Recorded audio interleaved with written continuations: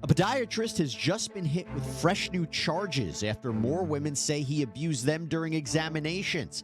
And guess what? He can still see patients. We discuss this wild story with attorney Perry Fallick. Welcome to Sidebar, presented by Law&Crime. I'm Jesse Weber.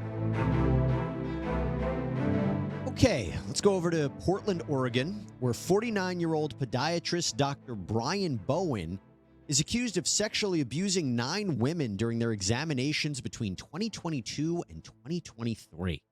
Now, first, he was charged with respect to 2 women. He was indicted in December. And then 7 more women have come forward, and he is now facing 2 counts of sexual abuse in the first degree, 1 count of sexual abuse in the second degree, 9 counts of sexual abuse in the third degree, and 2 counts of sexual abuse by fraudulent representation. That is an interesting set of charges. We'll talk about that in a minute. But here is the kicker, strange kicker. Dr. Bowen can still see patients and conduct examinations while he's being investigated.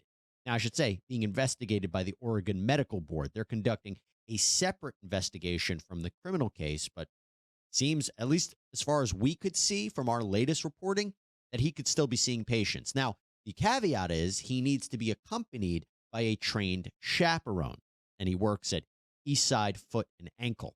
Let's break down here. Let's break this down with a very interesting and special guest, Perry Fallick, who works on medical malpractice, sexual harassment, and discrimination cases. I say special and interesting because this is my own fault. I didn't even realize this, but before we even got on air, I said hi to Perry. I was like, hey, Perry, nice to meet you.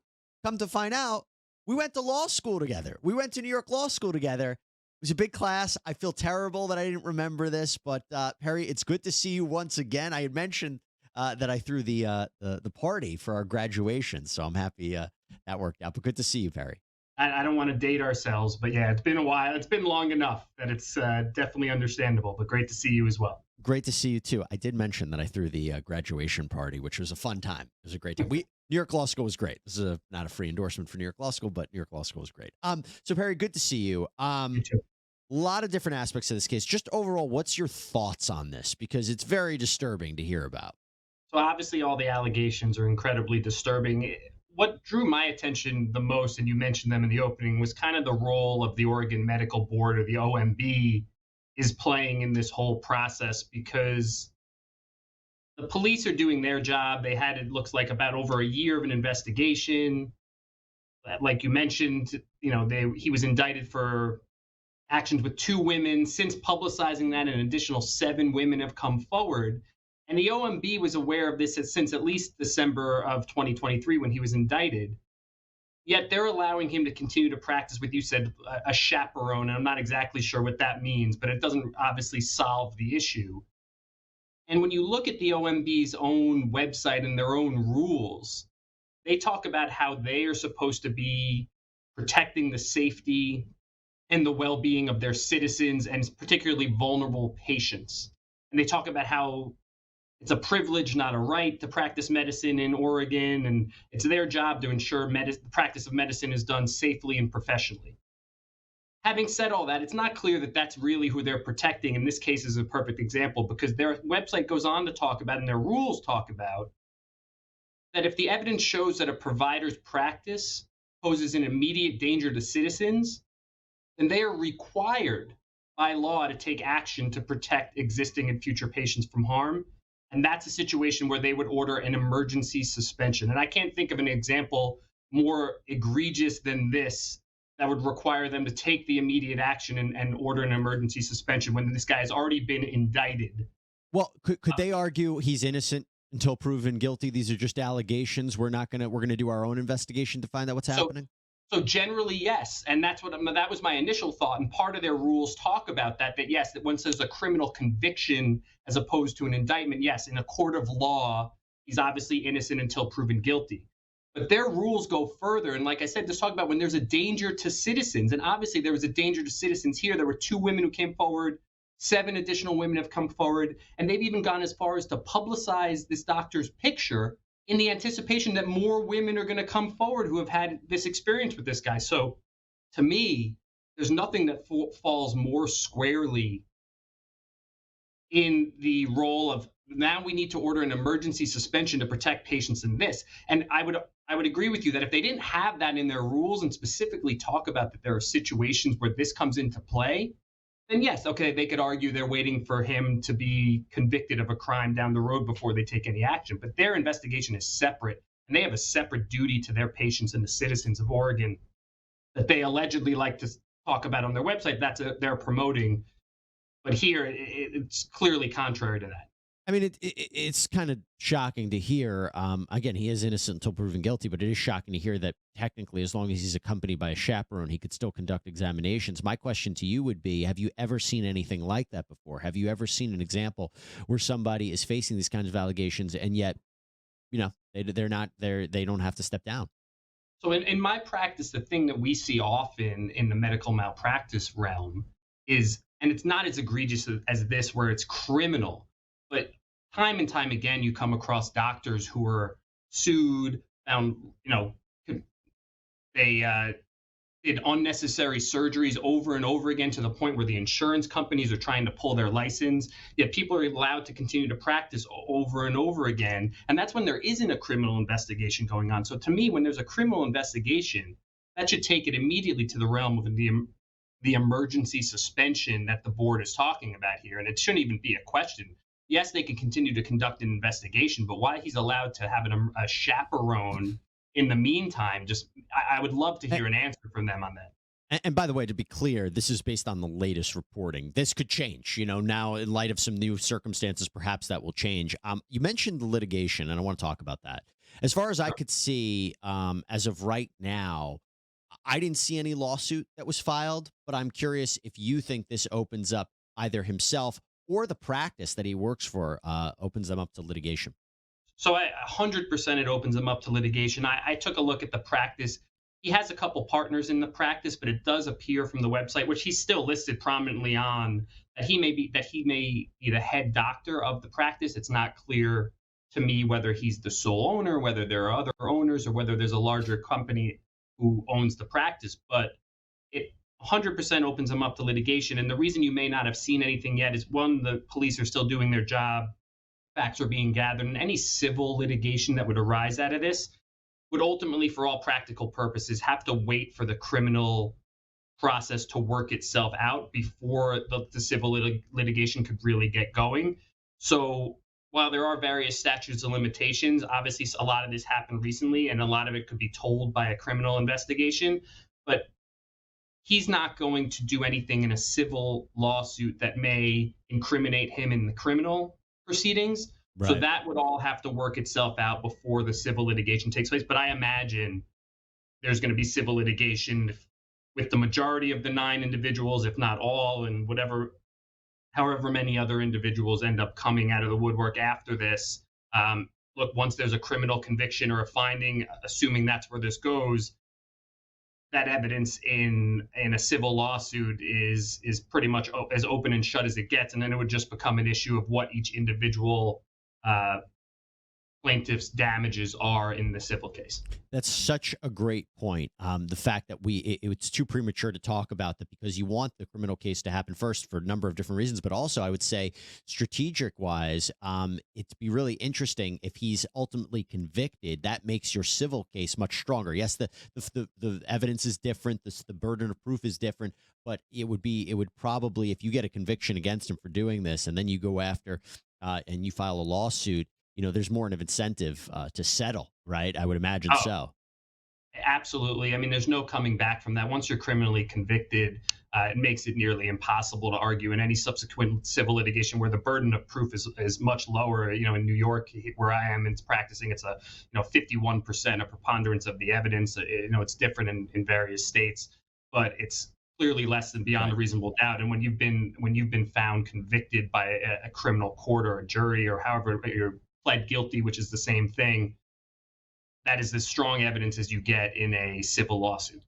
Talking about potential lawsuits in a case like this about a podiatrist accused of abusing his patients, let's just talk a minute about Morgan & Morgan, okay? The largest personal injury law firm in America and our proud sponsor here on Sidebar. Because here's the thing with Morgan & Morgan. They don't just look to settle as quickly as possible for lowball offers in personal injury cases. No. In the past couple of months, Morgan & Morgan saw verdicts of $12 million in Florida, $26 million in Philadelphia, and $6.8 million in New York. Mind you, this is considerably higher than the highest insurance offer for these accidents. And you know what else they do? They make it easy for their clients. They've completely streamlined the process because all of it, signing contracts, submitting a claim, talking to your legal team, it's all done on your smartphone. You can see if you have a claim in just a few clicks on your phone. Also, there's no upfront fee. You only pay them if you win. So to start your claim now with Morgan & Morgan, go to forthepeople.com/LC sidebar or click the link in the description and pinned in the comments. All right, let's get back into it.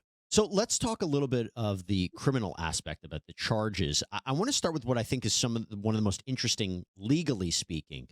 So he's been charged with sexual abuse by fraudulent representation. And that means that if you subject someone to sexual contact, I should say, and then you misrepresent that this is being done for a legitimate medical purpose, that's how you can get convicted of that. And Oregon had actually passed this as a new law just last year in July of 2023, because my understanding is there was a doctor who was accused by more than 100 women and girls of abusing them, that he was under the guise of providing medical care. He wasn't indicted. They passed this law. It's a Class B felony, punishable by up to 10 years in prison. It seems like this is the right kind of law to have on the books that deals with kind of a specific set of circumstances. I agree. And it's interesting that you mentioned the Class B felony, which is the same as the sexual abuse in the first degree Right. that they have in Oregon. So it's the same level of punishment.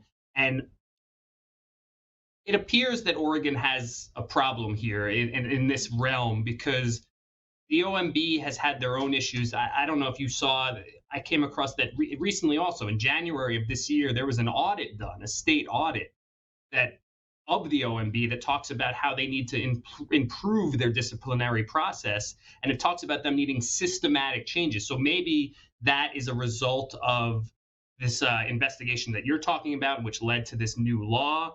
And there was also a investigative documentary done by the local news station out in Oregon. I think it's KGW8, where they were investigating this very thing. What happens when medical boards fail to stop doctors accused of significant wrongdoing? And it was interesting to me that they went out of their way to note that OMB declined after multiple requests to be interviewed for that. So it appears that this is a problem that's existed for some time in Oregon. And I'm happy to see that at least it resulted in a very specific and pretty unique law, I would say, of this sexual abuse by fraudulent representation.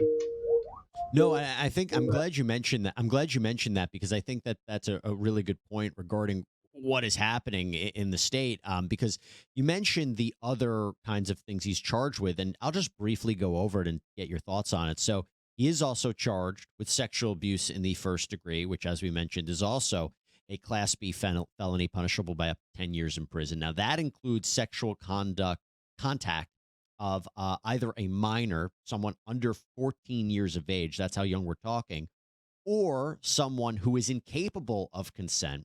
He's also charged with sexual abuse in the second degree, and it's very descriptive. I don't want to get into it really, but basically it is sexual intercourse or sodomy without consent. That is a Class C felony, 5 years in prison, up to 5 years in prison. And then you have sexual abuse in the third degree, which is a misdemeanor. It's not a felony, not punishable by more than 1 year in prison. It is more broad about what it encompasses. It is sexual contact without consent, or the person is under 18, or propelling a dangerous substance at a victim for sexual gratification. Wow, wowzers on that one. But basically, what we're dealing with is a wide gamut of potentially criminal conduct, right? They tried to get him in all different ways. Curious about those charges, what they mean in terms of what might have happened to these alleged victims, and also, if you can, what are potential defenses? Yeah, so it's hard to speculate about the specifics of what happened in each case, but based on the fact that we know that there's 9 women as of recent reporting that have come forward, and that you have 9 counts of third degree sexual abuse he's being charged with. So obviously that probably checks the box for each of them, and that's the lowest bar for them to handle. But obviously they weren't all the same, because then, like you mentioned, you have 2 counts of first degree, 1 count of second degree, and 2 counts of this fraudulent representation. So obviously each case what the police and what the investigators found was a little bit unique. And it says that this doctor wasn't just doing the same thing every time, and they had enough information from these women to say that he was escalating his action. So they were able to charge the baseline of third degree. But the fact that it got all the way up to first degree, and again, like you said, we're not going to get there in terms of getting so graphic, and we don't have the exact details.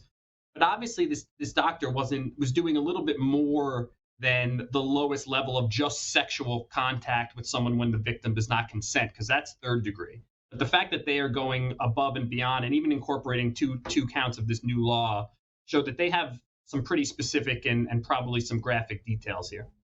Any way to defend it? I mean, it seems, the first thing I think of is the Larry Nassar case. That didn't even go to trial. He pled guilty to that. It seems hard to justify.